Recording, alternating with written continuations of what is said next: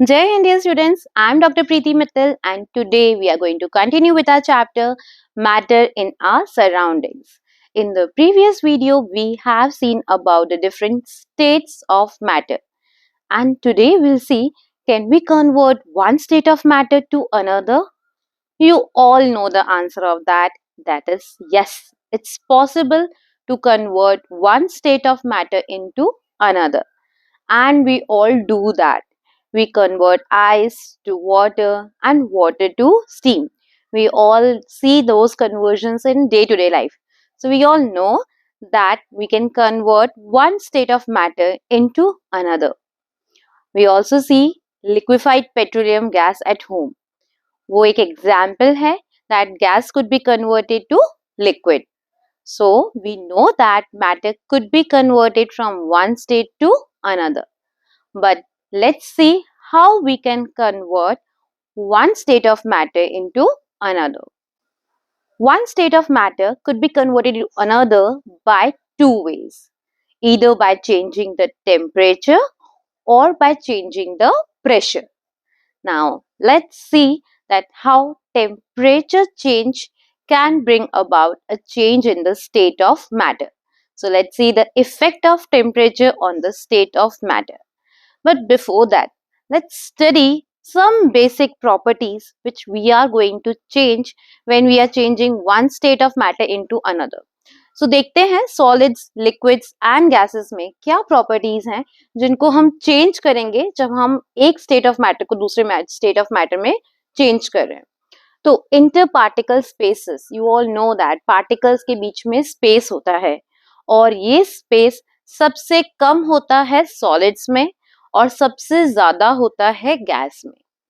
तो अगर हमें सॉलिड को गैस में कन्वर्ट करना है तो हम क्या कर सकते हैं, जो स्पेस है पार्टिकल्स के बीच में अगर वो इंक्रीज कर दिया जाए तो solid could be converted to liquid and liquid could be converted to gas. इसका रिवर्स भी पॉसिबल है. अगर किसी गैस को हमें लिक्विड स्टेट में कन्वर्ट करना है तो हम कैसे कर सकते हैं, by decreasing the space between the particles. So, particle space is a very important factor for conversion of one state of matter into another. एक state of matter को दूसरे state of matter में convert करने के लिए हम उसकी spaces को change करके ये possible कर सकते हैं that हम एक state of matter को दूसरे state of matter में convert कर सकते हैं. Second is interparticle force of attraction. Solids में force of attraction between one particle and another particle is very strong. बहुत strongly particles एक दूसरे को attract करते हैं. अगर इनके ऊपर ये force of attraction जो है वो हम उनका कम कर दें तो the particles will be converted from solid state to liquid and from liquid to gaseous state. Similarly, अगर gases के अंदर ये force of attraction को हम बढ़ा दें तो भी वो gases liquids में convert हो सकती हैं. So, second way of doing the change in the state of matter could be by changing the force of attraction between the particles. Third way could be changing the kinetic energy. You all know that particles possess some kinetic energy.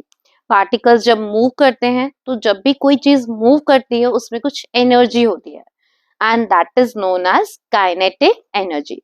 कोई भी object अगर move कर रहा है तो उसके अंदर energy है और एनर्जी, इस एनर्जी को कहते हैं काइनेटिक एनर्जी.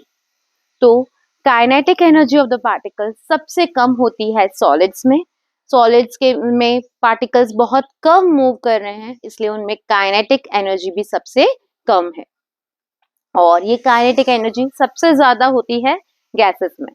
तो अब देखते हैं इन सब चीजों को यूज करके हम कैसे एक स्टेट ऑफ मैटर को दूसरे स्टेट ऑफ मैटर में कन्वर्ट करेंगे. So let's first start with the effect of temperature on the state of matter. But before that, I'll just shift to side. So in case you want to take a screenshot of this, you can take that. I hope you have taken the screenshot. So now let's study the effect of temperature on the state of matter. आप सब जानते हैं कि अगर आपको solid that is ice को liquid में convert करना है तो आप टेम्परेचर इंक्रीज करेंगे। आप टेम्परेचर इंक्रीज करेंगे।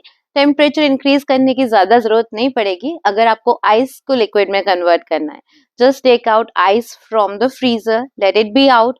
जो रूम टेम्परेचर है उस पे ही वो आइस अपने आप मेल्ट हो जाती है and it gets converted to liquid state. That occurs because temperature freezer में बहुत कम है और बाहर का टेम्परेचर जो रूम टेम्परेचर है that is more than that of your freezer.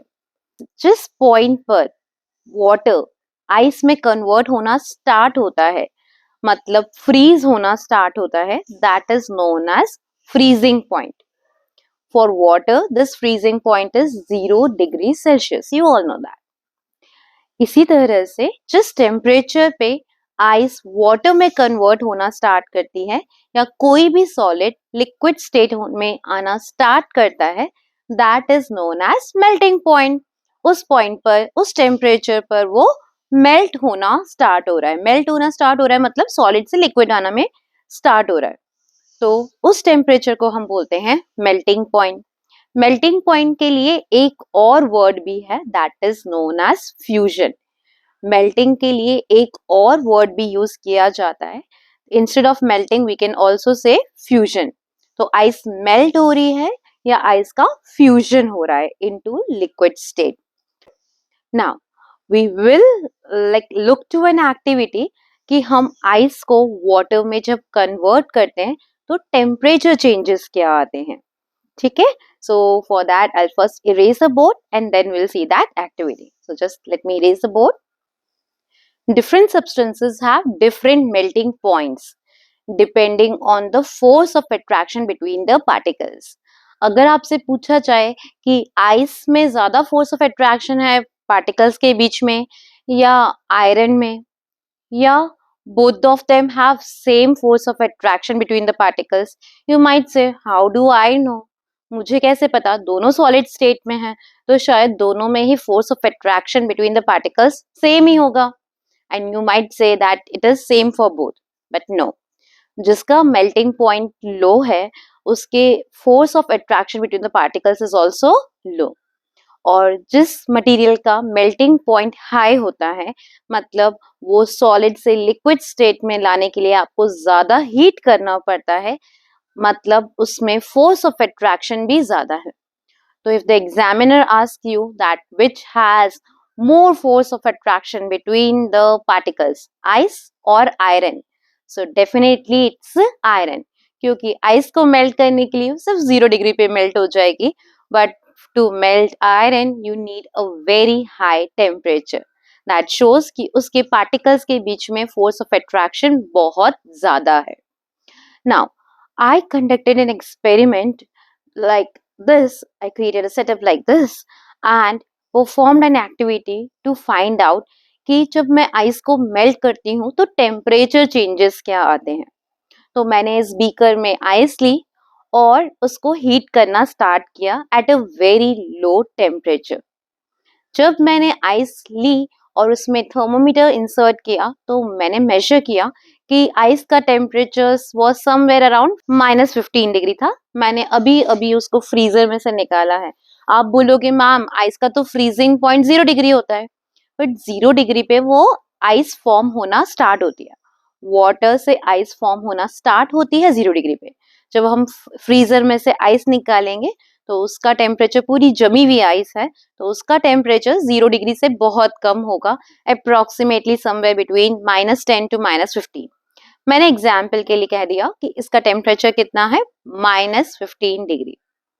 अब मैंने हीट करना स्टार्ट किया। 1 सेकेंड बाद मैंने देखा कि टेम्परेचर -14 हो गया। Next second it became -13, next second it became -12 and it continued. 0 second तक आते आते मैंने देखा हर 1 सेकेंड में टेम्परेचर 1 डिग्री बढ़ता जा रहा था। -15 से -14, -13, -12 and so on. But 0 degree पे आने के बाद मैं कंटिन्यू कर रही हूँ उसे हीट करना, बट जो टेम्परेचर है वो कांस्टेंट हो गया। मतलब आइस के मेल्टिंग पॉइंट पर आकर टेम्परेचर 0 डिग्री पे ही कांस्टेंट हो गया। अब मैं हीट तो कर रही हूँ बट टाइम तो बढ़ता जा रहा है, बट सपोज नेक्स्ट 3 सेकेंड्स तक हीट तो कंटिन्यू है, बट टेम्परेचर 0 डिग्री ही है। जब पहले हर एक सेकेंड में टेम्परेचर 1 डिग्री इंक्रीज हो रहा था क्योंकि मैं उसको हीट कर रही थी, तो अब जब मैं हीट कर रही हूँ, ये सारी हीट जा कहाँ रही है? Where is all this heat going? Why the temperature reading in my thermometer is not changing? क्यों वो 0 डिग्री पे कांस्टेंट हो गई? ये सारी हीट जा कहाँ रही है, छुप कहाँ रही है? हाँ, सच है, ये सारी हीट छुप रही है और इस छुपी हुई हीट को ही बोलते हैं लेटेंट हीट। लेटेंट हीट मतलब हिडन हीट। अब ये सारी हीट जो मैं कर रही थी और 3 सेकेंड तक टेम्परेचर 0 डिग्री पर ही कांस्टेंट रहा, that was because of the reason कि ये सारी हीट यूटिलाइज हो रही थी पार्टिकल्स के बीच में जो फोर्स ऑफ अट्रैक्शन है उसको कम करने के लिए। जब मैं हीट कर रही थी तो वो पार्टिकल्स एनर्जी गेन कर रहे थे। आपको पता है सॉलिड स्टेट में पार्टिकल्स में काइनेटिक एनर्जी बहुत कम होती है, बट अगर उनमें काइनेटिक एनर्जी इंक्रीज कर दी जाए तो वो सॉलिड से लिक्विड में कन्वर्ट हो जाएंगे। हमने अभी थोड़ी देर पहले ही देखा था। तो मेरी जो हीट है that is all going to increase the kinetic energy of the particles. अब पार्टिकल्स की काइनेटिक एनर्जी इंक्रीज हो रही है। पार्टिकल्स की काइनेटिक एनर्जी इंक्रीज होगी तो पार्टिकल्स किस में कन्वर्ट हो जाएंगे? सॉलिड स्टेट से लिक्विड स्टेट में कन्वर्ट हो जाएंगे। और ये सारी की सारी हीट किस में यूज हो रही थी? To convert that solid state into the liquid state. Whatever energy I was using up for the 3 seconds when the temperature was constant at the melting point, that all energy was utilized by the particles to overcome the force of attraction. Particles उस energy को use कर रहे थे, अपने बीच के force of attraction के बंधन को तोड़ रहे थे और वो पार्टिकल्स अपनी काइनेटिक एनर्जी इंक्रीज करके ज्यादा मूव करना स्टार्ट कर रहे थे। ज्यादा मूव करना स्टार्ट करते ही वो किस में कन्वर्ट हो रहे थे? लिक्विड स्टेट में। So this heat that was utilized for the conversion of solid state of matter to liquid state of matter is known as latent heat of fusion. मैंने आपको बताया था मेल्टिंग के लिए दूसरा वर्ड क्या है? फ्यूजन। तो सारी की सारी हीट किस में जा रही थी? Change from solid to liquid, मतलब मेल्ट होने में यूज हो रही थी। मेल्ट होने में यूज हो रही थी मतलब फ्यूजन में यूज हो रही थी। अब हम लेटेंट हीट ऑफ फ्यूजन को डिफाइन कैसे करेंगे? मैंने यहाँ पर 1 kg आइस लिया, तो जितना हीट 1 kg ऑफ आइस ने यूज करा सॉलिड स्टेट से लिक्विड स्टेट में कन्वर्ट होने में, that is known as latent heat of fusion, and that should be at atmospheric pressure. So how will define latent heat of fusion? The amount of heat that is required to convert 1 kg of a solid into its liquid state at its melting point. किस temperature पे था ये? 0 degree, because melting point of ice is 0 degree. So at its melting point and at atmospheric pressure. Pressure को आपको normal रखना है, normal atmospheric pressure पे ये एक्सपेरिमेंट कैरी आउट करना है, and that heat is known as latent heat of fusion. Latent heat of fusion is a very very important question. ठीक है, तो अगर मैं इस टेम्परेचर को देखूं, मैं इस वाटर को देखूं जो कि 0 डिग्री पे है और वो आइस को देखूं जो भी 0 डिग्री पे थी, तो आइस और वाटर के कंपैरिजन में क्या आप मुझे बता सकते हो एनर्जी पार्टिकल्स में किस में ज्यादा है? किस पार्टिकल्स में एनर्जी ज्यादा है? आइस के पार्टिकल्स में या वाटर के पार्टिकल्स में? ऑब्वियसली 0 डिग्री पर जो वाटर है उसमें पार्टिकल्स में एनर्जी ज्यादा है, क्योंकि उसने वो लेटेंट हीट ऑफ फ्यूजन को अब्सॉर्ब कर रखा है। वो सारी की सारी हीट जो मैं वो 3 सेकेंड्स तक दे रही थी वो उस वाटर के अंदर है और इसलिए वो वाटर में एनर्जी ज्यादा है। इसका रिवर्स पूछूं, किसमें कूलिंग इफेक्ट ज्यादा होगा? 0 डिग्री पर आइस या 0 डिग्री पर water? Which will be having more cooling effect? तो कूलिंग इफेक्ट उसमें ज्यादा होगा जिसमें एनर्जी कम है। एनर्जी कम किस में है? आइस में। अभी मैंने देखा आइस ने सारी एनर्जी को यूज किया था, लेटेंट हीट को अब्सॉर्ब करा था और वो वाटर में कन्वर्ट हुई थी। तो 0 डिग्री पे अगर वाटर लिया और 0 डिग्री पर आइस ली, तो किसके पार्टिकल्स में एनर्जी कम है, कूलिंग कौन ज्यादा इफेक्टिवली करेगा? That will be ice. It's again a very important question for your exams, that which has more cooling effect, water at 0 degrees Celsius or ice at 0 degrees Celsius?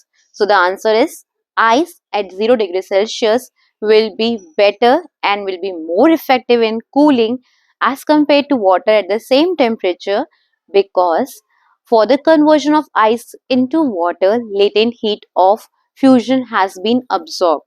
So water particles have more energy and so less effective in cooling. ठंडा करना है तो energy कम चाहिए. Okay, so I hope this latent heat of fusion, which is very important for your exams, it's clear to you all. Once again, I'm defining that the amount of energy required to convert 1 kg of solid into its liquid state at its melting point and at atmospheric pressure is known as latent heat of fusion. So that is all about latent heat of fusion. But अभी हमने इसको heat करना बंद नहीं किया. हमने देखा 3 second तक ये टेम्परेचर 0 डिग्री ही रहा. I am just taking an example of 3 seconds, okay, randomly. So 3 seconds तक टेम्परेचर 0 डिग्री ही रहा और उसके बाद भी मैं कंटिन्यू करा इसको हीट करना. हीटिंग कंटिन्यू थी, धीरे धीरे टेम्परेचर बढ़ने लगा, बिकॉज 3 सेकेंड में वो सारी की सारी आइस किस में कन्वर्ट हो गई थी? वाटर में. अब जब मैं हीट कर रही हूँ तो वाटर का टेम्परेचर अगेन वापस इंक्रीज हो रहा है. With every second 1 degree suppose करें टेम्परेचर इंक्रीज हो रहा है, तो 1 सेकेंड के बाद 1 डिग्री हुआ, दूसरे सेकेंड के बाद 2 डिग्री हुआ, इसी तरह से टेम्परेचर इंक्रीज होता रहा and I found that temperature 100 degree तक पहुंच गया. मीन्स बॉइलिंग पॉइंट तक टेम्परेचर रीच कर गया. But now what happened? Again a surprise was there. जब टेम्परेचर 100 डिग्री हो गया, मैं कंटिन्यू कर रही हूँ उसको हीट करना, बट टेम्परेचर अभी भी 100 डिग्री ही रह रहा है. स्टीम का टेम्परेचर 100 डिग्री से ज्यादा होता है, बट मैं बॉईल कर रही हूँ वाटर को. उसका बॉइलिंग पॉइंट मतलब the temperature at which the water starts boiling, that is known as boiling point. तो टेम्परेचर वाटर बॉईल करना स्टार्ट कर गया, 100 डिग्री हो गया. अब मैं उसको और हीट करे जा रही हूँ, but temperature is constant, 100 degree पर ही कांस्टेंट हो गया. क्यों कांस्टेंट हो गया? वो सारा हीट जा कहाँ रहा है? Where is all the heat going? जो मैं उसको हीट कर रही हूँ, तो अब टेम्परेचर इंक्रीज क्यों नहीं हो रहा? बिकॉज अब टेम्परेचर सारा का सारा किस लिए यूज हो रहा है? उस वाटर को स्टीम में कन्वर्ट करने के लिए. And you all know that steam में कन्वर्ट करने के लिए फिर से क्या करना पड़ेगा? काइनेटिक एनर्जी पार्टिकल्स की और इंक्रीज करनी पड़ेगी. काइनेटिक एनर्जी इंक्रीज होगी तो उनके बीच का जो फोर्स ऑफ अट्रैक्शन है वो और भी कम हो जाएगा. फोर्स ऑफ अट्रैक्शन उनका टूट जाएगा और वो किस में कन्वर्ट हो जाएंगे? गैसियस स्टेट में, that is in the form of steam. तो जब मैं कंटिन्यू कर रही थी इसको हीट करना, तो ये पानी अब किस में कन्वर्ट होने लग गया? स्टीम में कन्वर्ट होने लग गया. Now, all the heat that I am providing to this container is getting used up to change the liquid into its gaseous state. तो लिक्विड से गैसियस स्टेट के कन्वर्जन के लिए ये सारा टेम्परेचर यूज हो रहा है और इसलिए इसको बोलते हैं latent heat of vaporization. Latent heat of vaporization. Now, how will I define that? The amount of heat energy that is required to convert again 1 kg of a liquid into its gaseous state at its boiling point and at atmospheric pressure is known as latent heat of vaporization. 1 kg water को 1 के steam में convert करने के लिए जितनी energy use up होगी, that will be known as latent heat of vaporization. So, सारी की सारी हीट किस लिए यूज हो गई? स्टीम में कन्वर्ट करने के लिए. तो बताओ बच्चों, आप ही बताओ कि स्टीम में ज्यादा एनर्जी है या बॉइलिंग वाटर में? अगर मैं स्टीम 100 डिग्री सेल्सियस पे देख रही हूँ और वाटर, बॉइलिंग वाटर को 100 डिग्री सेल्सियस पे देख रही हूँ, तो दोनों में से किस में ज्यादा एनर्जी होगी? अगर मुझे बर्न हो जाता है वाटर से, that is at 100 degree Celsius, और अगर मैं उस बर्न को कंपेयर करूं to the burn due to a steam at the same temperature 100 degree Celsius, तो किस पार्टिकल्स में एनर्जी ज्यादा है और किसकी वजह से बर्न ज्यादा सीवियर होगा? तो बर्न सीवियर तब होगा जब पार्टिकल्स में एनर्जी ज्यादा है, और पार्टिकल्स में एनर्जी ज्यादा किस में है? In the form of steam, because steam के फॉर्म में कन्वर्ट होने के लिए उन्होंने सारा का सारा latent heat of vaporization absorb कर लिया, और इस एनर्जी को अब्सॉर्ब करके उन्होंने अपने inter particle force of attraction को तोड़ दिया। Inter particle force of attraction जब टूट गया तो वो पार्टिकल्स के बीच में स्पेसेस ज्यादा बढ़ गए, स्पेस ज्यादा बढ़ गए, और वो लिक्विड स्टेट से किस में कन्वर्ट हो गए? गैसियस स्टेट में। सो steam is having more energy as compared to boiling water. तो अगर बर्न होना ही है, so it's better to get burn with boiling water rather than steam. Okay, we don't want to get burnt in any way, neither by steam nor by water, but if we compare that, steam burn will be more severe as compared to water. I hope latent heat of vaporization and latent heat of fusion are both clear to you all. It's a very very important topic. So we have seen that जब हम temperature increase करते हैं तो solids liquids में convert हो जाते हैं and liquids get converted to gases on increasing temperature. But क्या temperature का effect यही होता है? क्या temperature increase करने से हमेशा solids liquids में and liquids gases में ही convert होंगे? No, it's not so. There are some substances which can directly change their state from solid into gaseous state. Directly जब आप उनको heat करोगे तो वो solid state से gaseous state में convert हो जाएंगे. I'll show you an experiment for the same. We are going to perform the sublimation of ammonium chloride. So in this dish I have taken ammonium chloride. Now I'll be heating it.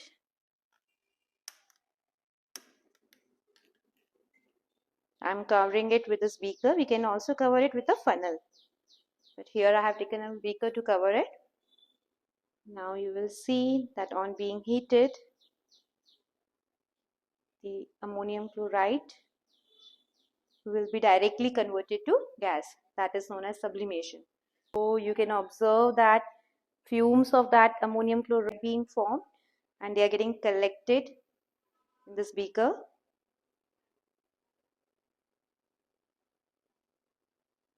Ammonium chloride doesn't change into liquid state, it directly gets changed to gaseous state on being heated, and that only is known as sublimation, changing of a compound directly from its solid state to gaseous state. Here you can see the deposition of ammonium chloride here. Ammonium chloride has got deposited over here, and you can see that I can scrap it off from the beaker. So that shows sublimation as well as deposition. So we have seen that our ammonium chloride got directly changed into the gaseous state. On heating, it directly changed from solid state to gaseous state. That process of conversion of solid directly into its gaseous state is known as sublimation. Sublimation is also shown by dry ice, that is solid carbon dioxide, camphor and naphthalene. ये सारे ही substances जब हम इन्हें heat करेंगे तो solid state से directly gaseous state में convert हो जाएंगे, and on cooling they will directly get converted into solid state again. जब ये कूल होंगे, ठंडे होंगे, तो वापस से डायरेक्टली सॉलिड स्टेट में कन्वर्ट हो जाएंगे without getting changed into their liquid state. Conversion of a solid to gaseous state is known as sublimation. This process is known as sublimation. and conversion of a gas directly into its solid state is known as deposition. Very easy to remember कि deposit हो जाते हैं. हमने देखा था वो funnel पे हमने कवर किया था, तो हमारे फनल के ऊपर वो डिपॉजिट हो गया था ammonium chloride. So that is known as deposition. Conversion of gaseous state of matter directly into the solid state is known as deposition. Okay, so that we have seen about the effect of temperature on different states of matter. Now let's study the effect of pressure on the state of matter. हमें पता है gaseous particles के बीच में spaces बहुत ज्यादा हैं. Inter particle force of attraction बहुत कम है और पार्टिकल्स एक दूसरे से बहुत ज्यादा दूर हैं एंड उनके बीच में इंटर पार्टिकल स्पेसेस बहुत ज्यादा हैं. तो अगर ये स्पेस को कम कर दिया जाए तो can we convert gas into liquid state और uh gas into solid state? Yes, that is possible. So we create a setup like this, and by this we can exert pressure on the gas. So this piston could be used to create pressure on the gas. Gases में compressibility होती है क्योंकि gases के particles एक दूसरे से बहुत दूर दूर होते हैं. तो जब हम उन्हें कंप्रेस करते हैं, उनके ऊपर फोर्स अप्लाई करते हैं, प्रेशर अप्लाई करते हैं, तो वो गैसेस के पार्टिकल्स एक दूसरे के पास आने लग जाते हैं. And when they come close to each other, जब वो बहुत ज्यादा पास आ जाएंगे तो वो किस उस फेज में कन्वर्ट हो जाएंगे? That will be converted into liquid state. क्यों कन्वर्ट हो गए? क्योंकि गैसेस में हमने पढ़ा है इंटर पार्टिकल स्पेसेस बहुत ज्यादा होती हैं और लिक्विड में कम होती हैं. तो जब हम स्पेस बिटवीन द पार्टिकल्स कम कर रहे हैं तो उनके बीच में स्पेस कम होने से वो गैसेस किस में कन्वर्ट हो सकती हैं? They can get converted to liquid state. We all know some examples for that is LPG.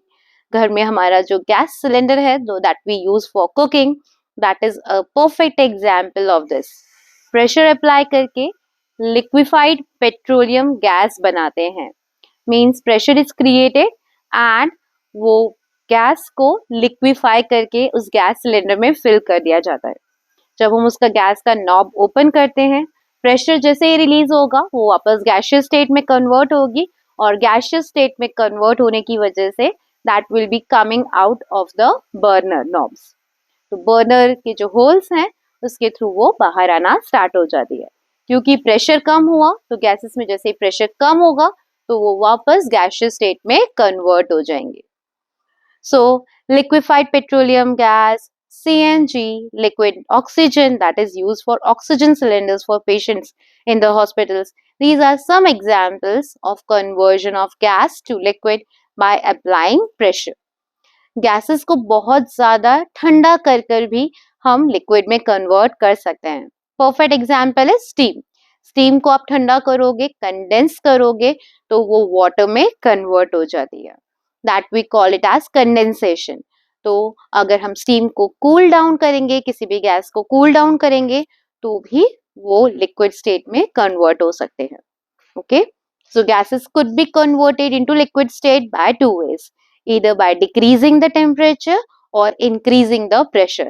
Pressure को इंक्रीज कर दो या टेम्परेचर को कम कर दो, डिक्रीज कर दो, तो गैस हमारी लिक्विड स्टेट में कन्वर्ट हो जाएगी. कुछ गैसेस ऐसी भी होती हैं जो कि लिक्विड स्टेट की जगह डायरेक्टली चेंज हो जाती हैं सॉलिड स्टेट में.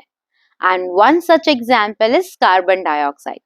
आप कार्बन डाइऑक्साइड गैस के ऊपर अगर बहुत ज्यादा प्रेशर एक्सर्ट करोगे तो वो that will not get converted into liquid state, that will directly get converted into its solid state. और ड्राई आइस को अगर आपको स्टोर करना है तो भी आपको उसको बहुत हाई प्रेशर पे स्टोर करना होगा, क्योंकि प्रेशर जैसे ही कम हुआ वो ड्राई आइस किस में कन्वर्ट हो जाएगी? Again into it's gaseous state. कितने प्रेशर पर वो कन्वर्ट होना स्टार्ट हो जाएगी वापस गैशियस स्टेट में? At 1 atmospheric pressure. 1 atmospheric pressure क्या होता है? Atmospheric pressure is the measure, it's a unit used to measure pressure. Pressure को मेजर करने के लिए जो प्रेशर का SI यूनिट होता है that is pascal, represented by PA. PA represents the SI unit of pressure that is pascal. अगर हम बोलें कि एटमॉस्फेरिक प्रेशर कितने पास्कल के बराबर है, तो 1 atmospheric pressure is equal to 1.01 into 10 to the power 5 pascal. 1 atmospheric pressure is equal to 1.01 into 10 to the power of 5 pascal. तो हमें अगर सॉलिड कार्बन डाइऑक्साइड चाहिए तो हमें कितने प्रेशर पे उसको स्टोर करना पड़ेगा? The pressure should be less than 1 atmospheric pressure। 1 atmospheric pressure क्या होता है? सी लेवल पे जो प्रेशर होता है that is approximately 1 atmospheric pressure. जैसे जैसे हम सी लेवल से ऊपर जाते हैं तो ये एटमॉस्फेरिक प्रेशर थोड़ा कम होता जाता है। सो सी लेवल पे जो एटमॉस्फेरिक प्रेशर है दैट इज 1 एटमॉस्फेरिक प्रेशर। तो सॉलिड कार्बन डाइऑक्साइड को स्टोर करना है तो 1 एटमॉस्फेरिक प्रेशर पे स्टोर करेंगे। अदरवाइज हमारी सॉलिड कार्बन डाइऑक्साइड डायरेक्टली छूमंतर हो जाएगी, directly it will get converted to gaseous phase. अगर हमारे पास आइस है that is made from water, water को हमने आइस में कन्वर्ट किया है, और हमारे पास ड्राई आइस है, दोनों को हमने रख दिया टेबल पे, तो दोनों में डिफरेंस क्या होगा? जो हमारी नॉर्मल आइस है जो हमने पानी से बनाई है वो जब नॉर्मल टेम्परेचर पर आएगी तो that will be getting converted into water, water में कन्वर्ट हो जाएगी। बट क्या हमारी ड्राई आइस हमारे टेबल को गीला करेगी? No, it will not make the surface wet on which it is kept, क्योंकि dry ice directly gets converted to gaseous state.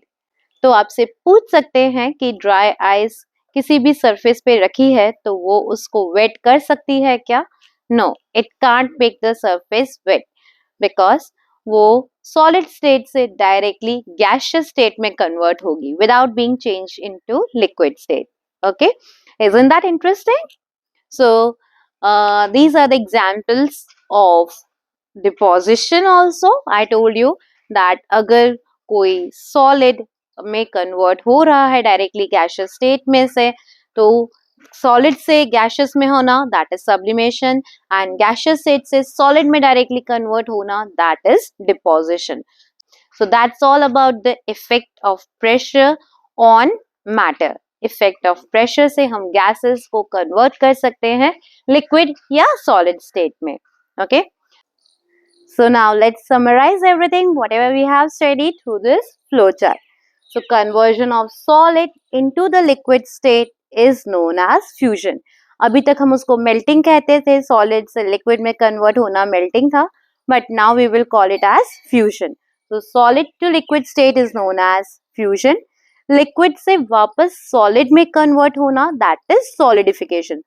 solid बन रहा है इसलिए that is known as solidification। Liquid से गैस में कन्वर्ट होना मतलब वेपराइजेशन, क्योंकि वेपर्स बनेंगे। So liquid to gas is vaporisation, and gas से लिक्विड होना दैट इज कंडेंसेशन। जब आप किसी भी if you are heating some water and you are covering a lid over it, तो आप देखते हैं लिड के अंडर सरफेस पे वाटर ड्रॉपलेट्स कलेक्ट हो जाती है, that is condensation. So gaseous state से लिक्विड स्टेट फॉर्म होना दैट इज कंडेंसेशन। सॉलिड से डायरेक्टली गैस फॉर्म होना that is sublimation, and gaseous state से डायरेक्टली सॉलिड का फॉर्मेशन होना that is deposition.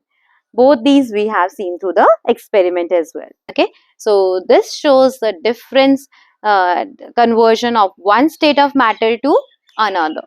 One more thing, we were talking about temperature and we were measuring the temperature in degrees Celsius, but do you know the SI unit of temperature is Kelvin।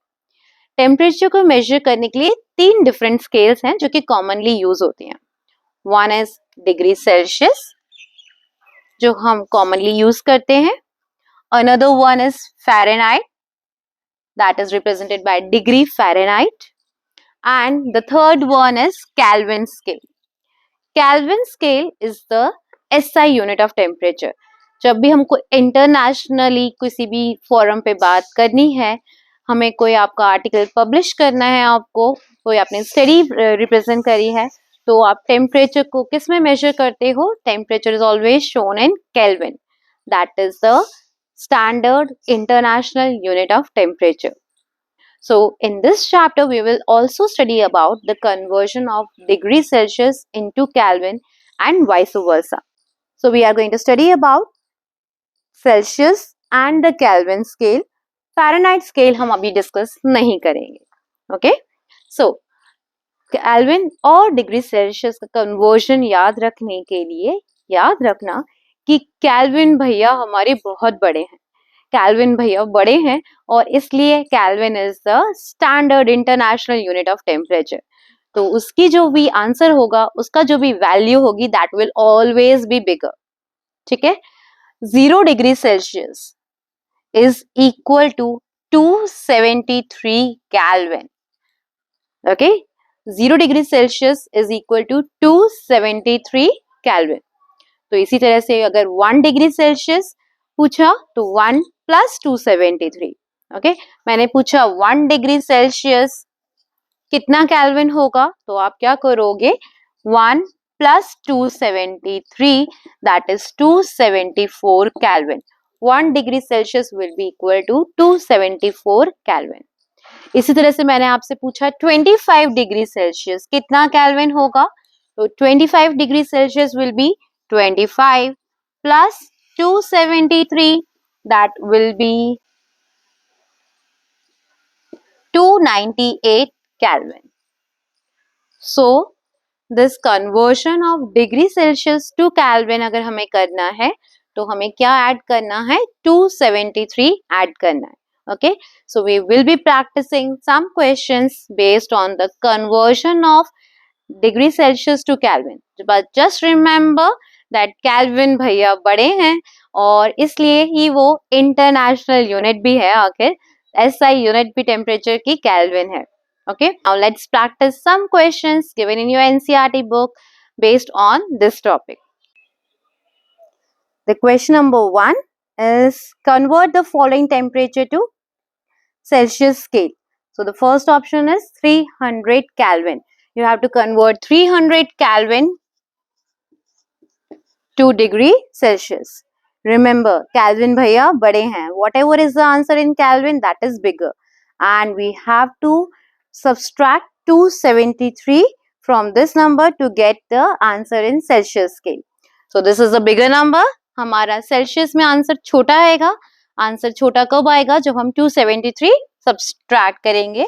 So 273 subtract करेंगे and we'll get the answer as 27 degree Celsius. So the answer for the first question is 27 degree Celsius. Now the second one, 573 Kelvin. We have to convert 573 Kelvin to degree Celsius. So 573 Kelvin is there. We have to convert in degree Celsius. Degree Celsius is a smaller value. उसका answer छोटा आएगा. छोटा करने के लिए क्या करेंगे, subtract करेंगे 273 and then we'll get 300 degree Celsius. So 573 Kelvin is equals to 300 degree Celsius. Okay. Actually, for our convenience, we are taking the value of 0 degree Celsius as 273 Kelvin. But the actual conversion is 0 degree Celsius is equal to 273.1.15 Kelvin. So 0 degree Celsius is equals to 273.15 Kelvin. That is the exact value. But for the convenience of ours, we just take that 0 degree Celsius is equals to 273 Kelvin and we just ignore that 0.15. But the actual conversion is that. So if you are given the option that 0 degree Celsius is equals to how many Kelvin? So if one option is 273 Kelvin and the other is 273.15, then the correct answer is 273.15 Kelvin is equal to 0 degree Celsius. Okay. Next is, what is the physical state of water at 250 degrees Celsius? So at 250 degrees Celsius, the water will be in its gaseous state. All the water will be converted to gaseous state at 250 degrees Celsius because it's more than 100 degrees Celsius. Next is, what will be the physical state of water at 100 degrees Celsius? So at 100 degrees Celsius, water will be existing in both the states, liquid as well as in the form of steam, that is gaseous state. Third question is, for any substance, why does the temperature remains constant during the change of state? So the answer is, during the state change of state of matter, all the energy that we are providing, that is getting used up to change that state of matter from one state to another. For example, if you are heating the solid, that all the energy is used up to break the bonds between the solid particles so that it gets converted into liquid. And that is why the temperature at that point remains the same, that is remains constant. We have already discussed a lot about it. Latent heat. Next one also we have already discussed, suggest a method to liquefy atmospheric gases. So we can liquefy atmospheric gases by either increasing the pressure or by decreasing the temperature. Both the ways we can liquefy a gas. So this is a method by which we can liquefy atmospheric gases. That's all for this video. I hope you were able to understand the concepts. If you like the explanation, please share it with your friends and help me to spread knowledge. That's all for today. Good day, everyone.